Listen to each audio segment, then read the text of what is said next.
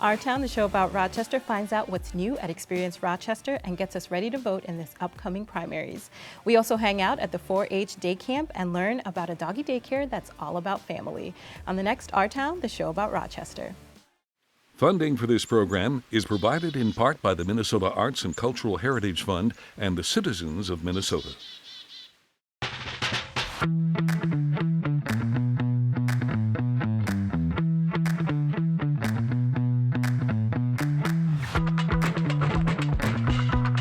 Coming to you from 125 Live in Rochester, Minnesota, Our Town.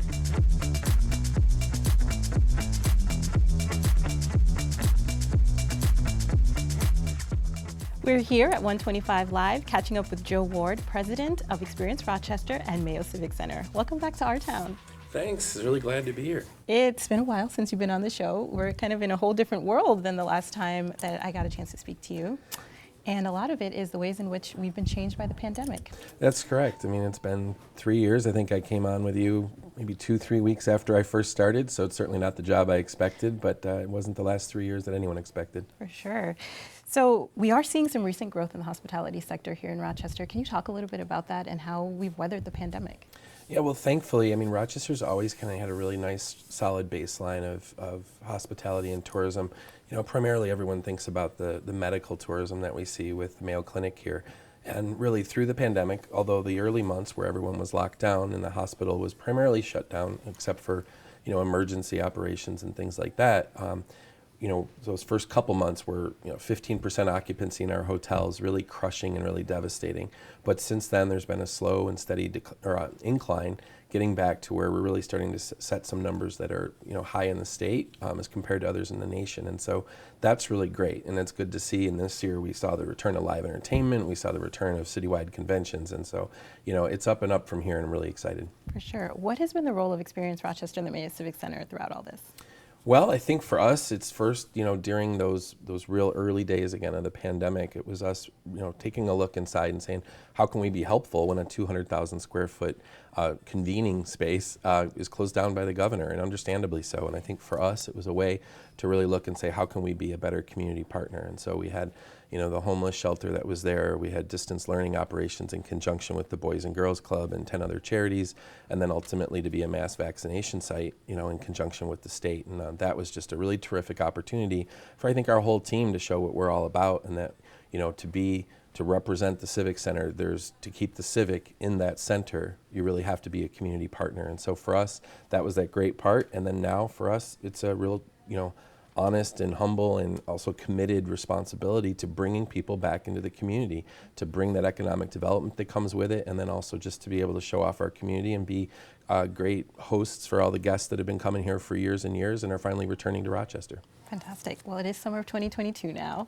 As we're sort of coming out of the last few years, what can we be looking forward to at the Mayo Civic Center? Well, I think you'll see more and more live entertainment. I mean, people have probably seen that over the last few months, and that's great to see at the center because we know that's the part that most of the Rochesterians, want to get out and really enjoy. And so particularly comedy, we seem to have become a real locale for first-run comedy, and so that's great. We have just a great lineup of shows coming and new ones that'll be out there. And then, the conferences and things, which, can fly under the radar sometimes because usually that does include visitors and there's not as many local participants in those. But again, those are the folks that fill the hotels. They fill a lot of the new restaurants and the restaurants that have been here, and people get out and shop. And so you'll see more and more of that. This year we've actually, we've just had, multiple, from United Hardware to, religious conventions, anything you can think of. It's just really been an exciting time. For sure. It's an election year also, so we've also had some. Oh yeah. We did have both our DFL and our Republican colleagues. So we were right down the middle on that, and we'll play host to any convention. And it was really great to see, honestly. Everybody was really engaged, and I think that we delivered for both the parties, and hopefully we'll have them back sometime soon. For sure. One thing that I've been really excited about has been the night market that happened last summer to overwhelming attendance and success. Can you talk a little bit about the night market and the role that it's playing in supporting local BIPOC businesses and just bringing more of that evening life back into the downtown area? Yeah, one of the things that, from just who I am as a person, one of the things that was most exciting to see when I moved to Rochester was the diversity in the community. But our diversity here looks a lot different than a lot of other places. We have people from all over the world, and so when Tiffany Alexandria, who started the night market, came to us and we started talking about her event, to me it was just such a great and unique opportunity to help celebrate all the different cultures in a really authentic way, because it's easy for us to dream up different types of events, but you can't do them authentically when you don't know how to live that. And I think, when I hear of diversity and inclusion and things, to me it's about being authentic. And so to have a partner and somebody like Tiffany who had that idea and we could just maybe open some doors for her and help her put that together, it's a really great way to see people authentically celebrate. She's really committed to getting local businesses involved, and that really combined with the Civic Center, again, it's just another way to keep Civic and Civic Center. And then from the destination management functions we have as an organization, it's a great new way to add vitality to Rochester and create what's really, I think, going to be Rochester's newest tradition. Well, thank you so much. We can't wait to catch you at future events, and thanks so much for joining us today. Yeah, thank you. Glad to be here.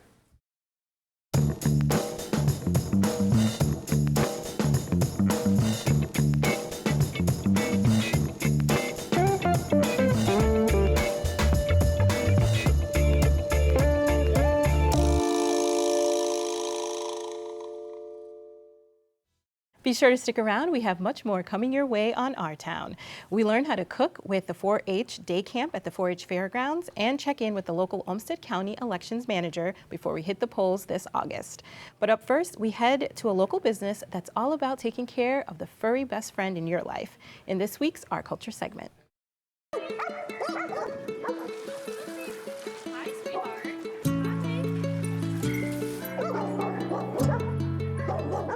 I am the manager, one of two, here at Central Park. We are coming up on our 3rd year here in Rochester.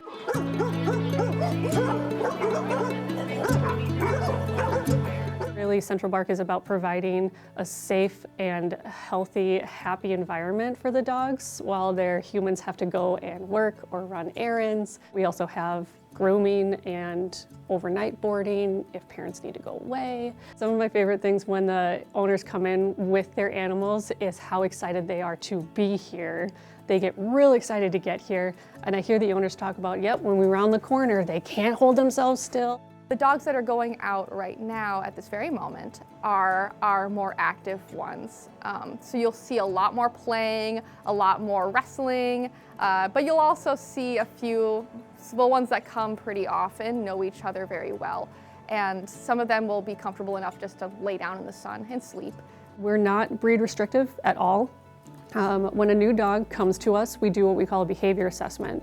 So it doesn't matter how old the dog is, how new the dog is, doesn't matter if they've been to a daycare before. If it's their first time with us, we're going to do a behavior assessment. Because we're in Rochester, we have a lot of Mayo people. So therefore, we've got your surgeons, your residents, you've got people, honestly, we have a lot of people that are coming from out of state because they need medical care. There's several hotels in the area that are pet friendly. Families want to bring their entire family when they have to visit Mayo Clinic. Usually though, when they want to go to the clinic, the hospital, go somewhere else, they're going to need somewhere for their pet to stay during the day so that they don't leave their pet at the hotel alone. That's where we come in, and we can have them hang out here for a few hours, for the whole day, whatever they need, and give them, again, that peace of mind that their pet, their extra family member is taken care of. As soon as they're busting through this door, trying to get to the back, find their friends, I can tell you right now that we have several friends, like their groupings, and we separate our dogs into smaller groups. So we keep it at about 12 dogs per group that go out on a rotation together. That way we can keep an eye on everybody while they're having fun. The routine for the dogs each day is when they get here in the morning, they go hang out in their kennel just to kind of hang out for the morning, calm down a little bit. Then they get to go out for an hour of play. Then they hang out in their kennel until they get snack time. And then they get to go back out and play for 2 hours. And then after that, they come back in. If their parents decide to bring them a lunch, we get to be the lunch crew here, and it's kind of fun to go down the rows of the dogs and hand them their lunches. And then After a 2-hour rest, they go back out for another hour of play until they come back in, and then they're hanging out until parents come pick them up. There are a few dogs that when they come in for their very first day are pretty nervous, which is understandable. Their senses are so much more heightened that this whole new environment is a lot to go through and experience all at once. And watching these dogs go from maybe being a bit nervous or even, you know, super nervous to all of a sudden coming in one day and being the life of the party, getting to watch that nice gradual build to confidence and being comfortable is so rewarding, and it makes you feel real good. Hi, sweetheart. Hi. For more information about this story and other Our Town features, connect with us on Facebook, Twitter at KSMQ #OurTown, or ksmq.org/OurTown.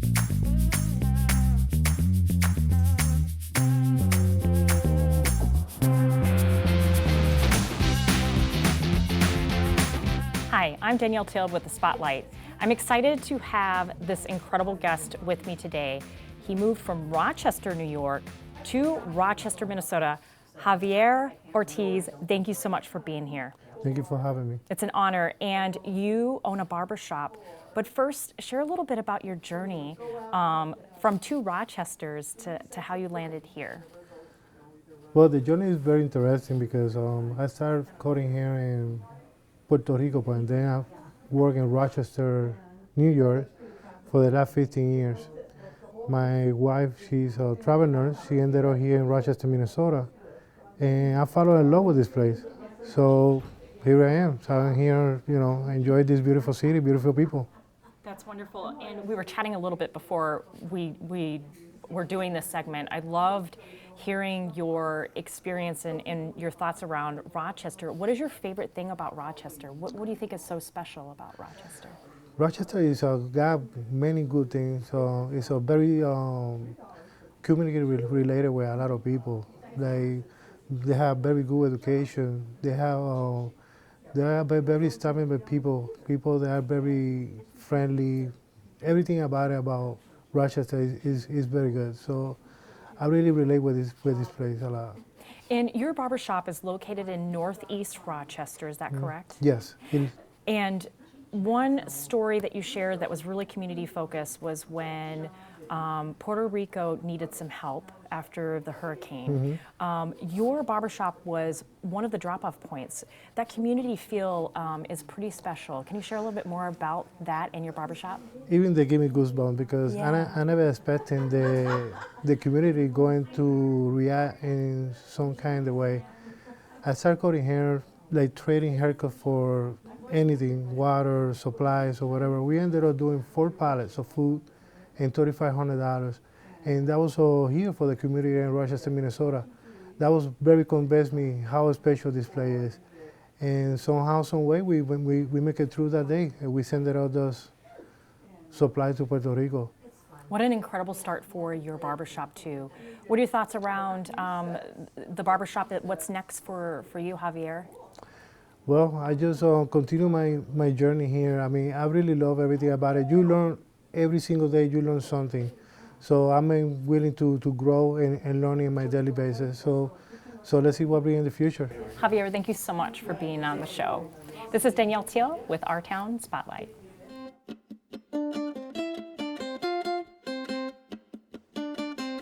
Hi, my name is Kira Corson. I'm the summer intern here at Olmsted County Extension, and we are at a 4-H day camp right now. And even though it's 4-H, it's actually open to the entire public. So even if you are not enrolled in 4-H, you can come and join us at 4-H day camps. Right here, this is on Hall, which is on the 4-H fairgrounds. In previous years, we've had low turnouts, but for some reason this year, everyone wants to come and join us. So do you want to talk about what you did here when you colored it? So we had to color them in this. And what section is this? Fruit. And this one? Vegetables. And this one? Protein. And this Grape. one? Yeah, so she learned about all the different food groups. Our camps really foster that genuine curiosity our kids have to try new things, and through that So anything that's new is exciting, right? And then as they see, like we have some youth camp counselors that are middle school and high school age. Kira is an example of our intern that came back. And so also seeing those leadership roles where I'll even pull campers and be like, hey, do you want to help lead an activity? And giving them those opportunities to jump in and take on those leadership roles is also fun. You don't get that in other settings necessarily. All right, what does yours have on it? You like your pizza? Yeah. What did you put on your pizza? Pepperoni and cheese. Pepperoni, nothing else? No. I love all of it, you know, those like aha moments, or that kid that walks in and doesn't want to leave their parent, and then you see them at the end of the day running around just so excited about like what they learned and carrying around whatever little tidbit it is from camp. So what are the 5 food groups? Veggie, dairy, brave, and fruit. And protein. And at the end of the day, I'm like, what did you guys learn? And they learned this and this, and so it's learning, but it's interactive learning, and it's also really good prep for the classroom in the fall. Awesome. Good job, Chloe.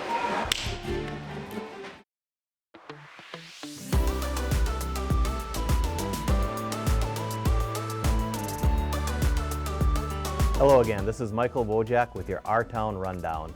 When people first come to Rochester, they know to expect cold winters here, but they don't always know how hot it's going to be in the summer. A frequent question that I'll get is, where can we and our families go swimming? Today we're going to run through what some of those water options are in the summer and year-round here in Rochester.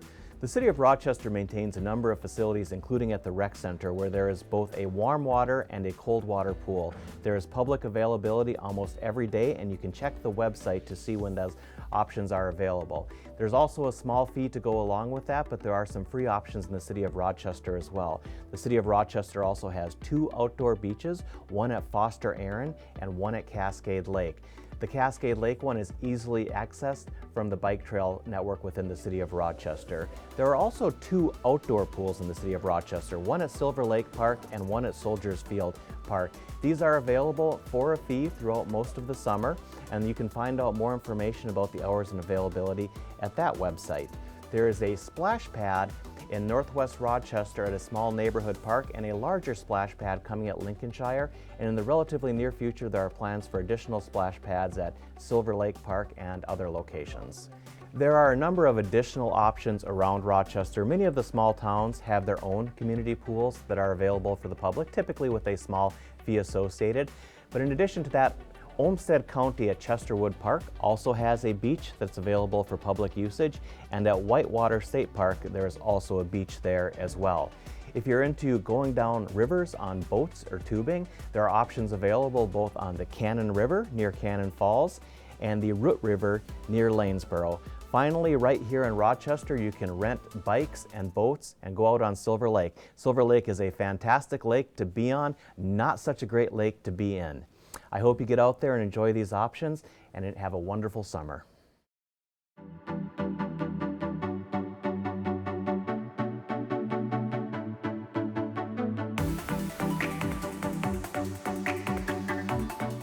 Be sure to mark your calendars. The Minnesota State primaries are August 9th.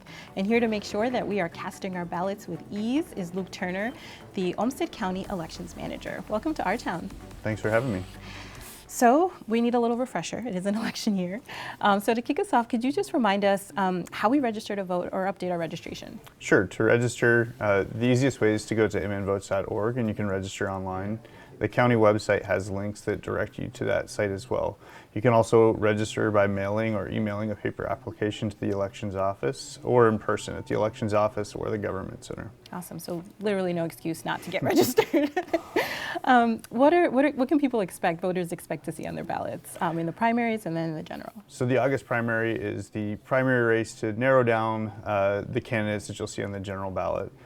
So there's Congressional District 1, there's the governor, lieutenant governor, secretary of state, and the state attorneys are all on the partisan primary, where you'll be allowed to vote for one party selecting the candidates of your choice.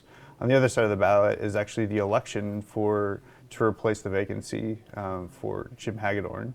So that is Congressional District 1. In addition to that is also the primary elections for a lot of the local races. So mayor, county commissioners, city council members, on down through the school districts as well. It's really significant. Can you tell us a little bit about why it's important to be participating in the primaries? Sure. So for the partisan side, it helps direct the party platform. So choosing your particular candidate on your within your own party helps direct that platform and the platform of your party moving forward.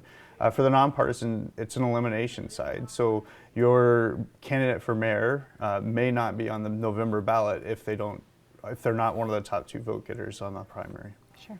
So Rochester has just gone through a redistricting process, which has an impact on the elections, obviously. Can you talk a little bit about what things have maybe shifted and how that redistricting process has informed what things are going to look like in this upcoming election season? Sure. There's a significant number of more precincts. There's 25 more precincts in the city of Rochester. With that, there's more polling places. Voters can expect, they should check to verify their polling place moving forward, as it may have changed in this election. Outside that, it's more of the same. There's just minor changes, more polling places, and then also more opportunities to serve as an election judge. Fantastic. Speaking of election judges, what are some of the opportunities that people can get involved with? So every municipality has head judges and election judges, and I know they're recruiting for head judges right now who are the supervisor of the polling place. Each municipality, to serve, you'd contact the respective clerk's office. You'll have to go through a couple hours of training provided by the county, and then you can serve on the August and the November elections. So there's still some time for folks that want to participate in that. Absolutely. Great. So can you share a little bit, I know there's obviously different types of absentee and early voting. Can you share a little bit about what the distinction between those two and how people can get involved in that if they need to before the primaries? So we offer absentee in person and by mail starting 46 days prior to the election. To vote absentee, you first have to submit an application to vote absentee. If it's by mail, you can, again, mail or email that or apply online. In person, you'll fill out the application in our office and you're able to vote right there in the office. Wonderful. So can you talk a little bit about the ways in which the county, and maybe the county in conjunction with the city, is ensuring that voting rights are protected and that elections are being run equitably this year? Yes, so we have election judges from both parties serving on the Olmsted County Ballot Board. The ballot board are the ones who review the signature envelopes and compare that and actually accept or reject each ballot that's turned into Olmsted County elections. So for all absentee ballots, they're reviewed by a set of election judges, one from both political parties, and accepted or rejected. In addition to that, we have a number of measures as far as no ballots alone without 2 members of staff. We follow all the procedures. As far as equipment testing, there's a thorough process of equipment testing. For the May 24 special primary, we actually test more ballots. We feed more ballots through the machines to test them than were actually voted on Election Day. And I guess in keeping with that, in terms of other precautions and I guess it's safety, will there be any COVID-19 precautions that we should be aware of these upcoming elections? There's no COVID precautions countywide or citywide. Individual polling places may have precautions. I'd recommend voters contact their specific polling location or see if those locations have them. That would be if your school or respective church or possible town hall has restrictions to follow, but as far as countywide, there isn't any additional precautions. And if you're somebody wondering where your polling place is, how would we find that out? So you can check that on mnvotes.org, and the county website has a link that will direct the voters to that as well. Also, due to redistricting, we will send a postal verification card to each individual voter to verify their new precinct if it's changed and polling place due to redistricting. So those should come in the mail in the next couple weeks. Oh, fantastic. And where can voters just find out general information about the candidates? So as our elections office, we always refer to the individual candidate's website. We don't house any of that on our site, and we always recommend voters to do their own research. And we try not to take sides on one candidate or the other. So we always recommend voters research either through their municipalities or the individual candidates' websites themselves. They're well informed before getting to the ballots. Yes. And you're the elections manager. You've been there for about a year now. Can you tell us just a little bit about the work that you do? Sure. So as the elections manager, I onboard and supervise a team of election staff each even year. Some of the challenges with the election staff is we have a very small team in odd years. but a very large team in even years. So every cycle is a new set of staff and new training. So it's a lot of getting a large number of people up to speed with the various election tasks. We supervise the absentee polling location, order the different, make sure the ballot styles are correct and order the ballot styles, prep the equipment. We do train all 1,500 plus election judges for election day, and just ensure all the supplies and equipment's ready for election day. Well, thank you so much, Luke, for helping us out, getting us up to speed, and thank you for joining us today. Well, thanks for having me. And thank you all for joining us today. I'm Nicole Fenoy-Amhara, host of Our Town here at 125 Live. For more wonderful content produced right here in Rochester, be sure to follow us on Facebook and Twitter at #OurTown. We will see you next week here on the show about Rochester.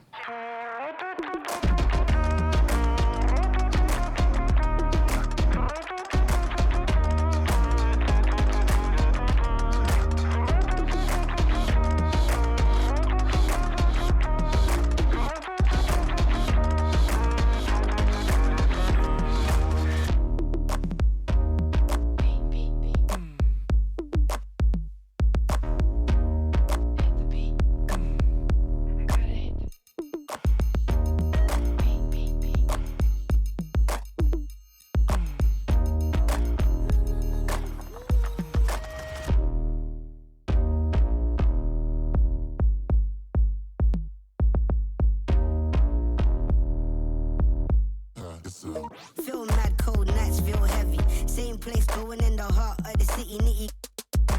Eyes feel shifty. The shit we're in, yo, it's all mad risky.